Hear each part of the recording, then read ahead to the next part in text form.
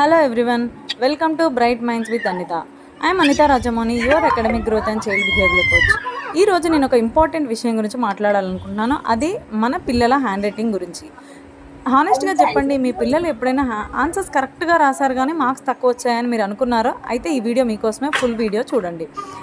ఎందుకు ఈ మార్క్స్ తక్కువ రావడం జరుగుతుంది అంటే అక్కడ lack of hand writing neatness ఇలాంటివన్నీ అక్కడ ఉన్న ప్రాబ్లం వల్ల వస్తాయి మార్క్స్ తక్కువగా. సో ఎందుకు మనం హ్యాండ్ రైటింగ్ అనేది నీట్గా ఉండాలి అని అంటే, హ్యాండ్ రైటింగ్ అనేది ఓన్లీ నార్మల్ రైటింగ్ కాదు, అది మన పిల్లల యొక్క పర్సనాలిటీ, థింకింగ్ క్లారిటీ వీటన్నిటిని రిఫ్లెక్ట్ చేస్తుంది.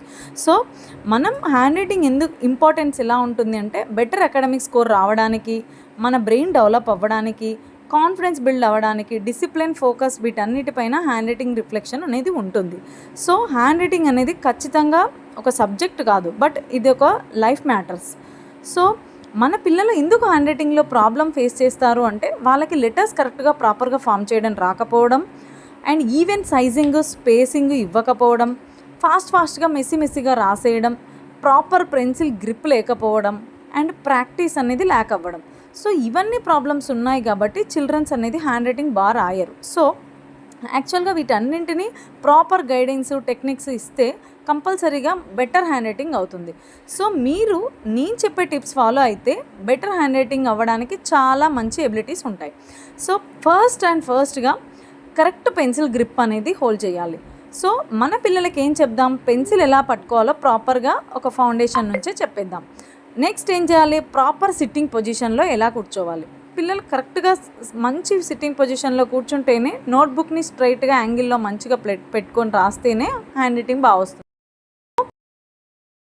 మూడోది ఏంటి, స్టార్టింగ్ విత్ బేసిక్ స్ట్రోక్స్. వాళ్ళు సర్కిల్స్ ఎలా రాయాలి, లైన్స్ ఎలా రాయాలి, కర్వ్స్ ఎలా రాయాలి అనేది వాళ్ళకి ప్రాక్టీస్ చేయించాలి. Next letter formations, focus on letter formations. ఎలా, ఫస్ట్ లెటర్స్ అనేవి జనరల్ ప్యాటర్న్స్లో రాయాలి, స్లోగా ప్రాక్టీస్ చేస్తూ దాన్ని మెల్లిగా కరెక్ట్గా చేయాలి. నెక్స్ట్ ఏంటి, మెయింటైన్ స్పేసింగ్. ప్రతి లెటర్కి మధ్యలో స్పేసు, వర్డ్కి మధ్యలో స్పేసింగ్ అనేది కరెక్ట్గా ఇవ్వాలి. 6th వన్ వచ్చేసి స్లోప్ రైటింగ్ ప్రాక్టీస్. అసలు మెల్లిగా ఫస్ట్ నీట్గా రాయడం అనే దాన్ని ఎక్కువ కాన్సన్ట్రేట్ చేయాల్సి ఉంటుంది.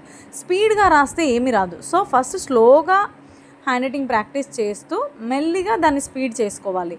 అది ఆటోమేటిక్గా అవుతుంది బై ప్రాక్టీస్. 7th వన్ వచ్చేసి డైలీ ప్రాక్టీస్ చేయాలి. ఖచ్చితంగా ప్రతిరోజు 10 నుంచి 15 నిమిషాలు ప్రాక్టీస్ చేస్తేనే హ్యాండ్ రైటింగ్ అనేది బెటర్ అవుతుంది. So better and right practice టెక్నిక్స్తో మన హ్యాండ్ రైటింగ్ని బెస్ట్ హ్యాండ్ రైటింగ్గా మార్చుకోవచ్చు. మీరు ఇది పిల్లలకు రోజు ప్రాక్టీస్ చేయిస్తే